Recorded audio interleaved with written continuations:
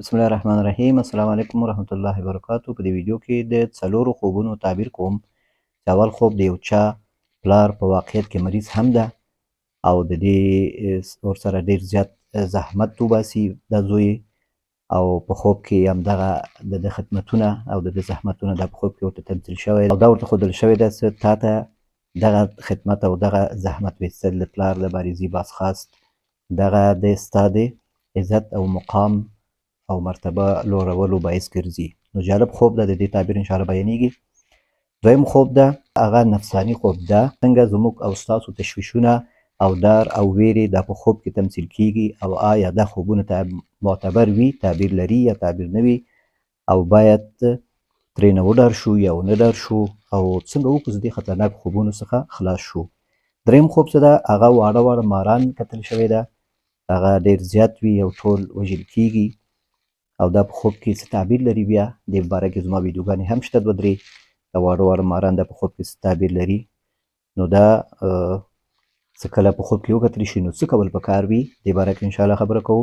څلورم خوب ده هغه د رسول الله صلی الله علیه وسلم مبارک غږ اوریدل شوی ده او مکمل یعنې کتل شوی نه ده، او دا یو چا لیدلی هغه ډېر مظلوم او د مشکلاتو او کړاوونو ډک ژوند لري هغه کس، او دا خوب یې کتلی ده او ډېر سخت مشکلات، اقتصادي مشکلات هم لري او سخت حالت هم ده. او بیا همداسې علي رضی الله عنه او فاطمه رضی الله عنها دا دواړه یې هم کتلی. نو په دې کې څه ربط ده چې دا خوب یې دی کتلی، دته څه پیغامونه دي، نو دا ټول انشاءالله بیانوو. اخره پورې موږ سره پاتې شئ. که چینل کې نوي یاست چینل سبسکرایب کړئ، ویډیوګانې شیر کړئ، لایک کړئ. ستاسو یو لایک یو کمنټ د دې باعث کېږي چې یوټیوب دا ویډیو سلو نورو کسانو ته ورسي. نو که د چا خوب تعبیر شو، د چا سوال حل شو، نو دې کې تاسو ته اجر وي انشاءالله. او زما تایید وکړئ په کمنټ سره، په لایک سره، او څه کله خوب ما ته بیانوئ نو اول چینل کې وراته وایئ. که خوب هم تعبیر پیدا نه شو هلته، نو بیا ما ته همدغه واتساپ نمبر کې رابطه کولی شئ. نو اوس راځو اول خوب ته. وایي خوب کې پلار مې مریض وي او زه بیا یم ډاکټر ته، ډېر سخت ناروغ وي، وایي په لاره تګ هم نشي کولی، شیمه یې پکې نه وي. نو بیا یو دو منزله جای غوندې وي، هغه ته خیژم چې په دغه ځای کې پلار رانه خطا کېږي، یعنې پلار مې پورته کوم، په دې کې پلار مې رانه خطا کېږي په دې پورته کولو کې، او بیرته وایي را ټیټ شمه او هلته کوشش وکړم چې کېنوم د پلار مې، او دوکان وي هلته خوراکه فروشي، بوجي ایښي وي او په ټیټه باندې د کېناستلو لپاره وي، پلار مې هلته کېناوم، وایي دا د بوجیو نه لږ دار او دا شیان هم توی شي. وایي بیا مخکې ځم همداسې بره، دا خو اول منزل و، په دې کې دومره سختي ما تېر کړ. دویم منزل کې بیا وایي وخېژمه، دلته بیا کې پلار مې بیا همدغسې رانه خطا شي او بیا کوشش وکړمه او دا راونیسمه او لږ ګزاره وشي، لکه پرېنهمه غورځېدو ته یې پرېنهدم. بیا دریم ځلې بیا هم دا کار وشي، وایي دریم ځلې دا کار بیا وشي، دا پېښه بیا وشي، ما نه پلار مې خطا کېږي او زه په سختي سره یې رانیسمه، او اوس وایي پلار مې سخت مریض هم ده. نو دا خوب کتل شوی، دا ډېر زبردست خوب ده. د دې تعبیر دا ده چې دا ته چې یې د پلار سره دې څه په تکلیف یې، د مریضي کې د ده بازخواست کوې او حملې پرې راځي، او ډاکټر ته بیایې بازخواست یې کوې، د شپې په نیمایي کې ورسره ډاکټر ته ځي یا د شپې ورسره کښېنې یا زحمت وباسې، تکلیف وباسې، ستا ژوند و کار و روزګار و د هر څه ترتیب کېدی شي خراب شوي د پلار د مریضي په وجه باندې. نو په دې خوب کې الله تعالی تا ته ښودلی ده چې دغسې دا سختي چې کوم ته تېروې د پلار سره دی، دغه سختي دا د دې باعث ده چې ستا درجې اوچتې شي، ځکه ته وایې دا پلار مې بیا یمه او یو دا پورته کوم دویم دریم جګ ځای ته، څو منزله ځای ته. نو د دې معنا دا ده چې ته درجې دې پورته کېږي، د دې پلار په خدمت په واسطه باندې ستا درجې پورته کېږي، ستا مقام پورته کېږي په جنت کې، په دنیا کې عزت دې زیاتېږي، مقام دې پورته کېږي، معنوي مقام دې پورته کېږي، ثوابونه دې زیاتېږي. او داسې بیا دغه دوکان ده او د دوکان نه دا سودا هم لږ تویېږي، دا سامان سودا د بوجۍ باندې کېنوې، نو دا یو بوج ده، یعنې بوجۍ باندې کېنوې معنا څه ده، پلار دې په تا باندې یو بوج ده، تکلیف ده، او دا تکلیف ته تېروې، په دې کې ستا کېدی شي ډېر پیسې مصرف شي او په دې کې ته سخت مصروف وي او تا باندې ډار او ویره هم تېرېږي، ستا د پلار دی د وفات او د ده د سخت حالت په راتګ سره د باندې سخت حالت راځي، دې ټولو نه ته ځورېږي. دا درې ځلې داسې تکرارېږي. د دې کې څه تعبیر ده، د دې کې دا تعبیر ده چې دا تکلیف تا باندې زیات شوی دی، یعنې دا درې عادت څه ده، درې دا د جمع لپاره استعمالیږي، یعنې معنا داسې دا یو ځل دوه ځل نه ده، څو ځلې دا تکلیف تایید سوي دي، څو ځلې ده ستا تکلیف ته وباسې پلار سره دې زحمت وباسې او دا د دې باعث کېږي دغسې ستا درجې الله تعالی پورته کړي.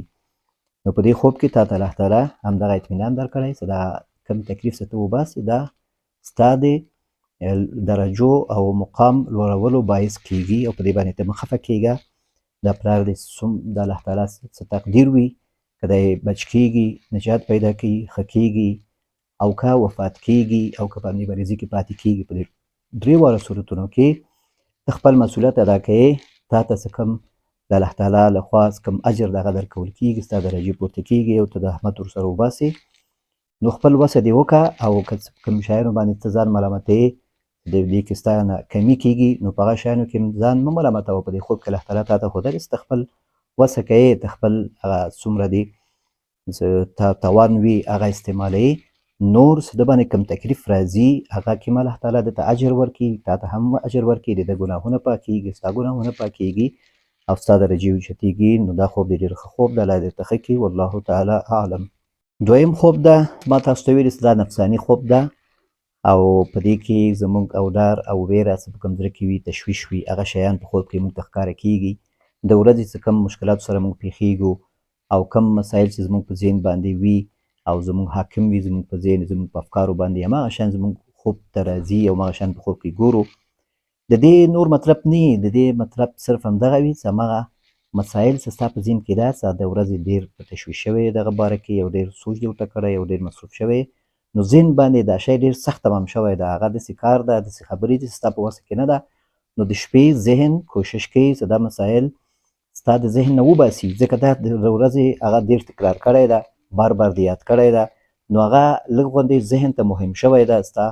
حافظې ته مهم شوی ده. چې کوم مسایلو باندې موږ تکرار کوو، ترکیز کوو، هغه حافظه هغه مسایل راخلي، یو مناسب ځای کې ثبتوي چې بیا بېرته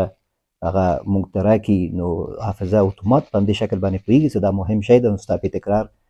تکرارا دې هغه فکر کړی ده. نو همدې لپاره د شپې بیا چې کله ته ویده کېږي، نو دا خو داسې خبرې وي بیا دا چې دا مهم نه وي، نو ذهن بېرته کوشش کوي چې دا مسایل ډیلیټ کړي، ایډیټ وکړي. ستا چې کوم ذهن کې چې کوم مسایل د ورځې ثبت شوي دي هغه مسایل ایډیټ کړي، چې کوم مهم مسایل دي، چې کوم شیانو ستا په وسه کې دي، روح دا کار کوي، ذهن دا کار کوي، هغه مسایل پرېږدي، دا نور شیان ټول وباسي. نو همدا بیا په خوب کې د راځي. لکه هغه خوب چې ده، یو کس لیکلي دي، وایي 3 کسه ملګري یو، یو موټر کې بازار ته ولاړ شو او یو چېرته ګوشه ځای کې موټر ودروو، بیا وایي راکوز شو، وګرځو بازار کې، ښه بېرته چې راشو وایي موټر نه. نو دا تشویش ده، دا تشویش خصوصا څوک په افغانستان کې اوسېږي، دا تشویش ډېر زیات ده ورسره، مخکې زیات و، اوس الحمدلله کم شوی ده د مشرانو او د مسؤلینو د توجه په وجه باندې. نو دغه وجه کېدی شي چې ته تشویش کوې د ورځې، تاسو چېرته ځئ، موټر هم درسره وي یا د بل ملګري وي یا ستاسو وي، نو بیا تاسو تشویش وي چې واقع پېښ نه شي، موټر ورک نه شي. نو همدغه شیان چې ستا په ذهن باندې حاکم وي ټوله ورځ، خصوصا په هغه ورځو کې چې تاسو وځئ، نو ځکه دا په شپه کې بیا ستا خوب ته راځي او ته همدغه شکل په خوب کې ګورې، په دې کې نور څه نه وي. نو دا خوب بیا د الله تعالی لخوا نه وي. خوب هغه تعبیر کېږي چې هغه د الله تعالی لخوا وي. دا خوب د الله تعالی لخوا نه وي چې ته وګورې چې ته یو چېرته موټر ودرې، بیا لاړ شې چېرته بازار ته سودا واخلې او بېرته راسې، موټر نه وي. نو دا خوب د الله تعالی لخوا نه وي. دا خوب دا تعبیر ته ضرورت هم لري، دا تعبیر کېږي هم نه، دې کې خیر و شر هم نه وي، دا شیطاني خوب هم نه وي، ځکه دا نفساني خوب ده، ستا تشویشونه دي، په دې کې هېڅ شی هم نه وي. نو دغه مسایل باید بیان نه شي، دا بیخي باید یاد نه شي چاته، دې ته باید خوب ونه ویل شي او دا چاته بیان نه شي، ځکه داسې انسان ته بیا تشویش پیدا کېږي او داسې بیا خلک وایي چې دا خوب هر چاته به نه وایي، که اوس دا خوب ته یو چاته ووایي او هغه تا ته وایي چې واره موټر مړه کېږي، نو تا ته یو تشویش پیدا کېږي، یو ذهني ته همداسې تشویش پیدا کېږي، هماغسې ذهن جوړېږي، کېدای شي ته دومره وارخطا شې دا موټر د رښتیا مناسب ځای کې ونه درېږې، شکي شي، نو هغه کېدای شي تا باندې څه واقع وشي. نو ښه دا ده چې دا خوبونه چاته ونه ویل شي او دا خوبونه چې کله کتل کېږي نو انسان پکې فکر وکړي چې دې خوب کې څه شی ده، ماته څه شی پکې نه و، تشویشي و. نو دا خوبونه دې بیخي د ذهنه وباسي، چاته دې وایم نه، اعوذ بالله دې ووایي، د الله نه دې خیر وغواړي، نبي علیه السلام وایي چې تاسو کله دا خوبونه ولیده د شپې سره یې وخت سبایي اعوذ بالله ووایي، د الله نه خیر وغواړئ، د الله تعالی نه د دې خوب د شر څخه پناه وغواړئ او چپ طرف ته د لارې تو کولو 3 ځلې داسې اشارې وکړئ لا ریموټ وکوئ، صرف همداسې اشارې د تو کولو وکئ، نور انشاءالله به شیطان تاسو نه مایوسه کیږي، بیا تاسو ته راځي نه او ستاسو ذهن هم ارامېږي. یعنې په دې خوب کې شیطان حصه نه لري، دا خوب شیطان لخوا تا باندې نه ده کتل شوی، خو دا بار بار څه تا ته د ورځې دا یادېږي او ته فکر کوې چې دې کې شی شته، غواړې چې د تعبیر معلوم کړې، تشویش در سره دا د شیطان کار ده، ستا ته وسواس اچوي. نو څه کله دا عملونه وکړې، پناه وغواړې الله ته، نو دا بیا شیطان تا نه مایوسه کېږي، بیا نور نه راځي درته. والله تعالی اعلم. دریم خوب ده، ما تاسو ته ویلې چې دریم خوب کې واړه واړه ماران کتل شوي دي. دې باره کې زما ویډیوګانې شته. دا واړه واړه ماران چې دي دا په خوب کې په خبرو باندې تعبیر کېږي. واړه واړه خبرې چې په کورنیو کې یادېږي، ګیلې ګزارې او یو بل باندې ریشخند وهل، یو بل ته اشارې کول، په یو بل باندې نومونه کېښودل، داسې خبرې د یو چا په باره کې بدګماني کول. دغه خبرې چې دي دا مثال یې داسې ده لکه د واړه مارانو په شکل باندې، د مارانو بچي په شکل باندې. چې کله د ماران بچي د یو چیرته وي او څوک ورته متوجه ني، لکه هغه چینجي غوندې ښکاري سړي ته، او څوک ورته متوجه ني او هغه همداسې پرېښودل کېږي، یو بار بار هغه یادېږي، نو هغه خو غټېږي آخر، څه غټېږي دې نه مشکل بیا جوړېږي. کیدای شي یو غټ ډېر مشکل ترې جوړ شي، دوه غټ مشکل ترې جوړ شي. لکه همدغسې چې واړه واړه ماران یو چېرته وي، نو هغه شی ورته ونه ویل شي او داسې پرېښودل شي، نو هغه نه خو معلومداره خبره ده چې غټ مار ترې جوړېږي. او غټ مار څه ده، دا په خیانت باندې تعبیر کېږي، په غدر باندې تعبیر کېږي، په شر باندې تعبیر کېږي، دې باندې تعبیر کېږي چې انسان ته یو پټ خطر متوجه وي. ځکه مار څه دغه پټ خطر دغه همیشه نه ښکاره کوي ځان، کله کله ښکاره کوي ځان، بیخي چا اعتبار هم نه راځي، دلته به ماري خو هلته ځان ښکاره کوي. نو په دې خوب کې څه تا کتلي دي چې واړه واړه ماران راباندې توپ کړي، چېرته میلمانه یو، مشر ورور مې هم وي، حجره وي، خلک راټول وي، ما سره څادر وي، په څادر ځان بچ کړم، پټ کړم. یعنې بیا بله صحنه کې ماشومانو مې، کورنۍ مې یعنې یو بل مار نیولی وي او مردار کړي وي، او زه وایي خوشحاله شم دا یو مار خو د مړ کړ. نو دا ته وایې چې واړه واړه ماران راباندې توپ کړي، نو څه معنا؟ دا معنا دا چې ستا افکار بعضې وخت یو څه افکار تا ته پیدا کېږي، راټوپ کول په تا باندې دا مار، دا معنا ده چې یو څه سوچونه، یو څه فکرونه ستا د ارزوګانو په برخه کې، ستا د آینده په حساب باندې کوم فکر لرې، د ورځنی ژوند دی په دې رابطه باندې یو څه تشویشونه، یو څه سوچونه تا ته پیدا کېږي، او هغه کله کله تا باندې حمله کوي په یوازیتوب کې، یا په داسې ځای کې چې هلته ډېر خلکو سره ته ناست یې، خو هغه خلک چې دي هغه ستا د زړه نه خبر نه دي، او هغه نورې خبرې کوي، خو ستا په زړه کې هغه خبرې دي چې کوم مسایل ستا ارمانونه پوره شوي نه دي، ستا تشویشونه وي، ستا مشکلات وي. نو په دې وخت کې بیا تا باندې یو څه سوچونه راځي، یو څه فکرونه راځي، یو څه خبرې، یو څه ګیلې، یو څه بدګماني، او یو څه داسې خبرې چې هغه که ته ورپسې ونه ګرځې، حل یې نه کړې، نو هغه غټېدی شي. نو مشر ورور مې هم وي ته وایې، او بیا حجره وي، خلک راټول وي. نو معنا مشر ورور نه معنا داسې د مشر ورور دې مشکلاتو نه کیدای شي ډېر خبر ني، ته هغه نه خبره یې، یا هغه ځان داسې ګوشه نیسي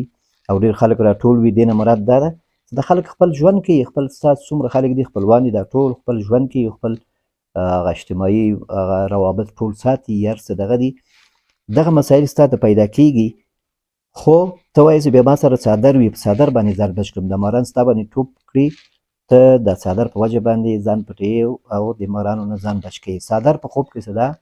دا لباس د جملې نه راځي، او لباس څه ده، دا انسان زینت ده، انسان په دې باندې ښه ښکاري، تقوا ده، ځان ساتنه ده،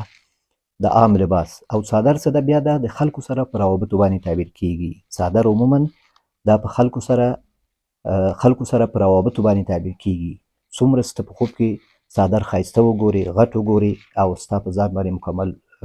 پروت وي، ته ځان دې پټوې د یخ د وجې نه، یا د یو خطر د وجې نه، یا د باد د وجې نه، یا بعضې خلک مثلا ګوري چې مچۍ راځي، هغه د څادر کې وایي ځان ته ما داسې یو خوب کتل شوی هم و. نو ما دا ټول په دې باندې تعبیر کړي، ستا روابط ده، دا ستا ښه روابط، ستا خلکو سره ښه کول دي، د دې باعث کېږي چې ته د ډېرو غمونو نه او ډېر مشکلاتو نه ته بچ سې، نجات پیدا کړي. د خلکو سره ښه روابط ساتل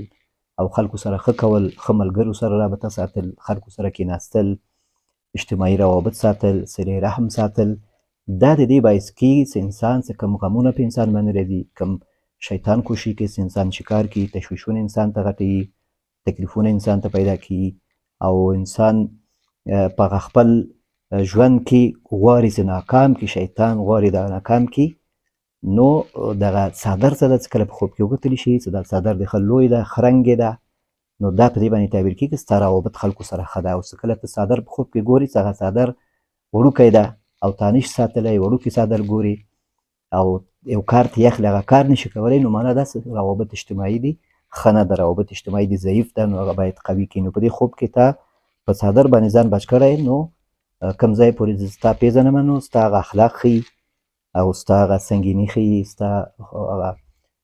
خلاص تندی ښیي چې ته یو داسې انسان یې دا خوب داسې یو کس کتلی چې هغه زه پیژنم یې په وړوکوالي کې زموږ سره یو ځای اوسېدل یو کوڅه کې او دا به خوب یې کتلی ده ځکه زه تا په حصه کې دا خبرې کوم ځکه ستا پیژنم زه نو ته وایې چې بیا بله صحنه کې ماشومانو مې به یو بل مار نیولي وي او هغه یې مردار کړي وي دې نه بیا دا معلومیږي چې ستا په نسبت باندې دا ښځه دې چې ده ماشومانو نه مراد ستا ښځه ده نو ښځه دې چې ده هغه بیا ستا په نسبت باندې لږ ښه ده هغه ځان غمولو ته نه ورکوي هغه مشکلات څه کوم وي هغه تیروي سختي او یو حل لاره مو ته سنجوي او تا بیا ویلي هم دي چې یو ماشوم دی په دې وختونو کې ضایع شوی هم د 6 میاشتو کې نو معنا داسې همدغه دا مشکل څه د کیدی شي دا ښځې ته دې دغه مشکل څه دته پیدا شوی څه د تا ته کیدی شي دا ډېره غټه مسله جوړ سوي تشویشي خو دې ښځې ته دې دومره غټه مسله دا نه ده جوړ شوی هغه ډېر په اساني سره دې نه تېر شوی ده نو ته وایې څه په یوازې ځان باندې د یو مار یې نیولي او مړ کړي وي نو معنا دا څخه دې مشکل انشاءالله ځان یې ویستلی په یوازې ځان باندې ځان ته قناعت ورکړی د الله تعالی په دې تقدیر باندې راضي شوی ده نو که تا سره دغه پیسه کې تشویش وي چې هغه به څه وایي هغه به څه کوي هغه به خو داسې څه حالت وي که دې تشویش کوې نو دا تشویش هم مه کوه د ځان هم مه کوه د غم مه کوه کوشش وکړه چې روابط دې ښه وساتي په الله باندې ښه ګمان ولري نو ژوند خپله جوړیږي چې ته ښه ګمان ولري ارزوګانې ارمانونه د پوره کیږي هغه وخت چې کله ته ښه ګمان ولري او په الله باندې ښه ګمان ولري نو همدومره انسان بیا هغه د الله تعالی ښه تقدیرونو ته برابریږي څومره چې انسان بدګماني په خپل ځان په ژوند په نورو څومره مایوسي ښکاره کوي د دې معنا دا ده چې خپل کیبلونه ته قطع کوي خپل وایفای ته قطع کوي چې نه اخلي سیګنل نه اخلي چې نه اخلي نو په دې صورت کې بیا ته رښتیا ته نو کوشش کوي هغه بټري دی چې وایفای واخلي سیګنل واخلي هېڅ شی هم نه اخلي بس هېڅ لار ورته نه ورکوي نو په صورت کې زه ضعیفېږم مایوسه کېږم تکلیف هم درته پیدا کېږي او مشکلات هم نه حل کېږي مشکلات چې حل کېږي په خندا سره په خوشحالي سره او ژوند سره په دې چې ته ژوند ته خوشامد ووایې او څه کېږي دا د الله لخوا تقدیر وګڼې تا بیان کړی داسې ډېر مشکلات لري اقتصادي مشکلات هم لري او اوزګارتیا دې ده بېکاره او کورنۍ مشکلات لري نو دا ټول انشاءالله حل کېږي دا ټول مسایل حل کېږي دا الله تعالی ته اسان ده نو دا ماران ستا مړ کړي نه دي خو ته وایې چې ځان بچ کوې ته نو معنا داسې دا مشکلات شته ته ځان ترې بچ کوې د روابطو په سبب باندې نو کوشش وکړه دا د نه غټ نیسي د مسایل دا غټ نه کړي دا حل کړي والله تعالی اعلم څلورم خوب کې رسول الله صلی الله علیه وسلم وګورم وایي ونه ګورم خو داسې احساس کوم چې رسول الله صلی الله علیه وسلم چېرته شته دې کوټه کې خو اواز یې وایي اورمه او زه وایي د احرام په حالت کې یم یو جانپاک غوندې شوي دا د احرام ټوټه م څه ده هغه داسې پشمک غوندې لري جانپاک غوندې یو ما جانپاک غوندې هغه مې په ځان تاو کړی ده په احرام کې یم وایي کورنۍ امور مې هم وي علي رضی الله عنه او فاطمه رضی الله عنهما هم وي زموږ کور کې وی او زه وایي خوشحاله یم شمه او په جیب کې مې وایي 600 روپۍ وي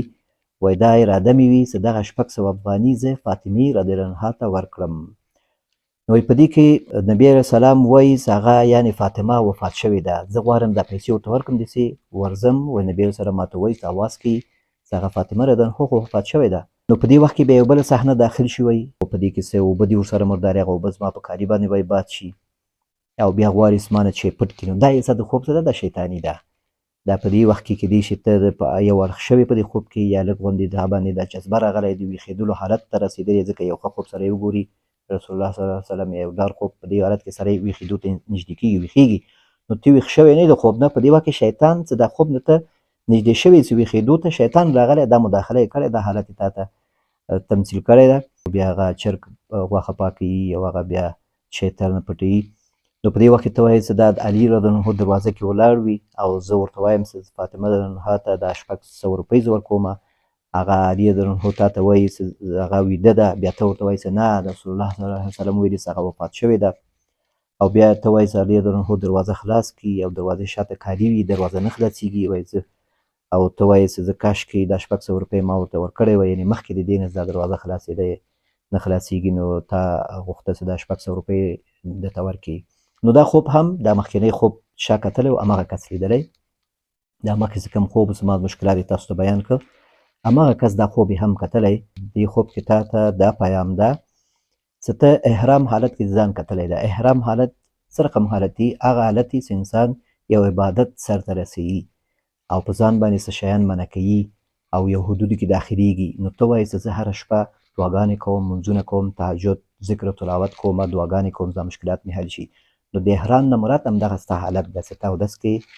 او داسې یوازیتوب اختیاروې ځان سره کښېنې د شپې عبادت کې ذکر تلاوت کې نو دې نه مراد د احرام دی ځان ته دې یو حرم جوړ کړی چې په هغه کې کوشش کوې چې نور فکرونه ونه کړې موبایل یې پرېږدې او خپل الله ته دې راز و نیاز وکړې دعاګانې وکړې او بیا ته وایې چې یو جانپا غوندې شی وي هغه وایي په ځان مې اچولي وي نو دې نه مراد دا ده چې دا د کورنۍ ماحول کور کې دغه ځای برابر کړی ځان ته د دې عبادت او د احرام حالت خپل کور کې دې دا ځان برابر کړی ده ځان ته او دا ښه ده او ته وایې چې مور مې هم وي او علي رضی او فاطمه رضی عنها هم وي نو په دې خوب کې دا تا ته علامه د څه شي ده دا ستا لپاره د هغه سختي تېرولو فقر او مشکلات تېرولو علامه ده ځکه د علي رضی عنه او فاطمې رضی عنها په برخه کې روایت کې راځي د دوی ډېر زیات مشکلاتو او خادم یې نه و علي رضی عنه به خپله کارونه کوو فاطمې رضی عنها خپله به کارونه کول د کور علي رضی عنه فاطمې رضی الله عنه ته ویلي چې ته ورشه په لار کې دی رسول الله صلی الله علیه وسلم ته هغه ته ووایه چې جنګ کې ډېر زیات غلامان او کنیزان نیول شوي دي چې یو موږ ته راکړي خدمتګار نو فاطمې رضی الله عنها څه کړه لاړه نبي اسلام ته دا خبره یې وکړه نبي اسلام او هغه ته د تسبیحات فاطمي ورته وښوده درې دېرش ځلې سبحان الله درې دېرش ځلې الحمدلله درې دېرش ځلې الله اکبر او ته ویلې چې بس په همدې باندې خپل مشکلات حل کړئ د شپې د خوب په وخت کې وایي دا ووایه دې نه اوس علما وایي څوک دا د شپې د خوب په وخت کې څومره ستړیا وي څومره تکلیف وي چې کله دا د خوب په وخت کې دا درې دېرش ځلې سبحان الله درې دېرش الحمدلله درې دېرش ځلې یا څلور دېرش ځلې الله اکبر وایي و څومره ستړیا وي دا ختمیږي سبا لپاره مکمل انرژي د کې الله تعالی پیدا کوي دې ته تسبیحات فاطمي وایي نو نبي علیه السلام هغه ته ورته ویلي چې صبر وکړئ زحمت تکلیف تېر کړئ په دې کې تاسو ته اجر ده نو دغه په دې خوب کې چې تا ته دا دواړه ښودل شوي دي همدې د وجې نه چې تا ته ښودل شوی ده دوی هم دغسې مشکلات تېر کړی او دا علي رضی الله عنه څومره نبي علیه السلام ته نږدې کس او فاطمه رضی الله عنها بیا څومره د نبي علیه السلام باندې ګرانو لورې وه نو ته هم باید همداسې صبر وکړې که مشکلات دي وي تکلیف وي نو خفه کېږه مه په دې باندې خو زحمت دې وباسه د دې معنا دا اوس نه ته په دې فقر کې صبر وکړه د دې معنا دا نه ده چې همدې حالت کې ته بس راضي اوسېږه نه خو څه حالت ده دې نه خفه کېږه مه زحمت وباسه کوشش وکړه څومره قسمت دې تا ته رسېږي لاس واچوه زحمت وباسه تجارت وکړه کاروبار وکړه دې کې منع بیا نه ده راغلی که ته چې ونه کړي خو که چېرته تا باندې مشکلات وي سختي وي نو د دې بیا تلقین دغلی چې ته بیا صبر وکړه او الله نه خیر وغواړه او صبر وکړه خو فقر کې ځان مه پرېږده نو ته بیا وایې چې دا حصه د خوب چې هغه بیا ما تا ته ویلي چې تعبیر نه لري هغه حصه د خوب تعبیر کېږي نه هغه پسې بیخي ګرځمه دا تللو د چی کړي دي دې پسې بیخي ګرځمه دې کې هېڅ تعبیر نشته بدګمانه کېږم نه د هغوی په کورنۍ باندې که څه کورنۍ مسایل هم وي په دې کې حصه د خوب څه ده د شیطاني ده دا د الله لخوا نه ده دا نورې د الله لخوا ده او ته بیا وایې چې دروازه کې ولاړ وي څوک علي رضی الله عنه تا ته وایي چې ته ورته وایې چې دا فاطمې رضی الله عنها ته 600 روپۍ ورکوم دا 600 روپۍ دې خوب کې چی ده 600 روپۍ نه مراد تا ویلي دي چې دا ماشوم دی شپږ میاشتنی حمل چې کله و نو په دغه وخت کې دا ماشوم ضایع شوی ده پیدا شوی ضایع شوی ده نو دې باندې تعبیر کېږي چې دغه 600 روپۍ تا غوښته چې فاطمې رضی الله عنها ته ورکړي نو معنا دا دغسې دغه اولاد ستاسو پاتې نه شو نو په دې شپږ میاشتني کې دی تا له لاسه ورکړه نو دغسې تا همدغسې د زړه نه وباسه چې دا تکلیف په نبي علیه السلام باندې هم راغلی هغه هم 3 ماشومان وفات شوي دي او زامن یې نه و او کیدای شي دا ستا د اولاد هم څه دا به هلک به و نو دا تکلیف په هغو باندې هم راغلی او هغوی هم دا تکلیفونه تیر کړي دي نو په دې باندې خفه کېږه مه هغه وایي چې فاطمه ویده ده او ته ورته وایي چې نه هغه خو نبي علیه السلام وایي چې وفات شوې ده نو دا هم په دې باندې تعبیر کېږي چې هغه علي رضی الله عنه هغه زیات په الله باندې یقین زیات و او څه مشکلات پې راته هغه یې تېراوه او څه حالت و هغه یې هماغسې ورسره ګزاره کوه، صبر یې کوه. او بیا په آخر کې چې ته ارمان کوې چې کاشکې دا 600 روپۍ ما ورته ورکړی وی. د دې نه مراد دا ده چې تا کیدای شي داسې زړه کې دې ډېر ارمان و چې دا اولاد دې پیدا شي او بیا هلک وي، ته دې باندې حفظ وکړې، د الله په لاره کې ولګوې، عالم سي، نو دغه ستا ارمان ښي، یعنې دغه تا غوښته چې دا وشي او دا پوره نه شو، په دې باندې خفه کېږه مه. د الله نه خیر وغواړه. د هر څه خزانې الله سره دي، څه کله خوښه وي درکوي، که نجلۍ درکړه که هلک، دواړو کې خیر ده انشاءالله. او څه پاتې شي په هغه کې خیر ده، څه پاتې نه شي نو په هغه کې حتما خیر نه ده. نو د الله په تقدیر باندې راضي اوسېږه. نو دا و د نن ورځې خوبونه، دا ویډیو ستاسو ته بیان شو. دا خوبونه هم څه واورېد تعبیر، نو ما ته اطمینان راکړئ په کمنټ کې، او که سوال هم وضاحت هم وغوښتی هم ما ته ووایئ. ویډیوګانې لایک کړئ او ملګرو سره شریک کړئ دا چینل. تر آینده ویډیو پورې تاسو په الله سپارم. السلام علیکم ورحمة الله وبرکاته.